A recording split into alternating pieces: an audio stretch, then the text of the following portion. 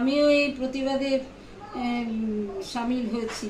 আমিও চাই জাস্টিস হোক, কেননা একটা মায়ের কোলে সন্তান চলে যাওয়া মানে কি তার মার কোলটা খালি হয়ে যাওয়া। রাতের অন্ধকারে মেয়েরা যাতে সুরক্ষা পায় সেই বিচারটা যেন হয়, আমি সেটাই চাই। কেন রাত হয়ে গেলে মায়েরা একটা চিন্তিত থাকে যে তার সন্তান ঠিক মতন যাতায়াত করতে পারছে কিনা, আসতে পারছে কিনা, ফিরছে কিনা।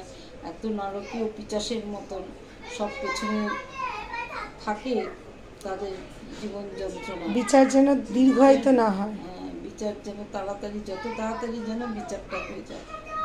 কেননা তার মা বাবাও যার গেছে, সেও তার মা বাবাও চিন্তা তুলেছে যে আমার মেয়ের বিচারটাকে দিয়ে তাহলে দেখে যেতে পারবো না। নিশ্চয়ই পারবেন, ভগবানের আশীর্বাদ। তা নাহলে এত সব জায়গায় এরকম ধর্ষণ হচ্ছে, হচ্ছে, কোনোটাতে তো এত বছর কিছু হয়নি, ধুয়ে মুছে গেছে। কিন্তু এবারেরটা যেন জোরালো মতন হয়, নারী সুরক্ষাটা যেন পায় বিচার।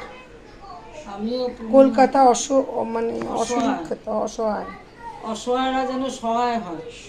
একবার মা দুর্গা যেন এবার এটার বিচার করে। এই বিচার আদৌ কবে হবে, কিভাবে হবে আমি জানি না। 8 তারিখের ঘটনা, আজকে সেপ্টেম্বর মাস পড়ে গেল, কিন্তু একজন মেয়ে, একজন মা হিসাবে আমিও চাই যে বিচার হোক। কারণ এই মানে এত ন্যক্কারজনক পরিস্থিতি মানে দীর্ঘদিন ধরে চলে আসছে। নারী সুরক্ষা তো নেই, সংবিধানের মানে অনেক গলদ, যার জন্য আজকে বিচার ব্যবস্থা এত পিছিয়ে আছে। কাজেই মানুষের সংবিধানের ওপর আস্থা যাতে ফিরে আসে, বিচার করতে গিয়ে দীর্ঘায়িত করলে পরে তারপরে জাজ বদল হবে, এই বদল হবে, মানে দোষিত শাস্তি পাবেই না।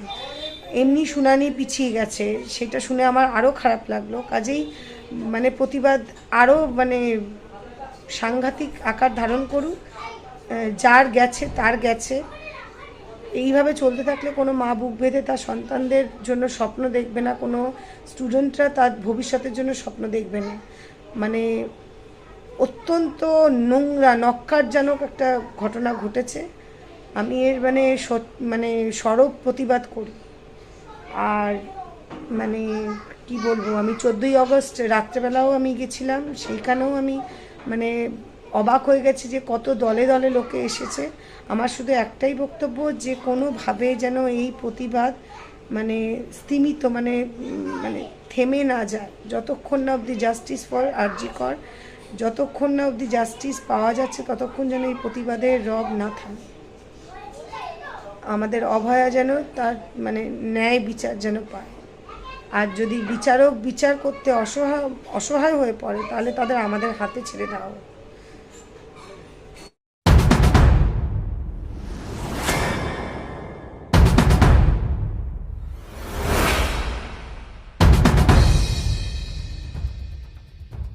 আর দেরি নয়, আমরা বিচার চাই।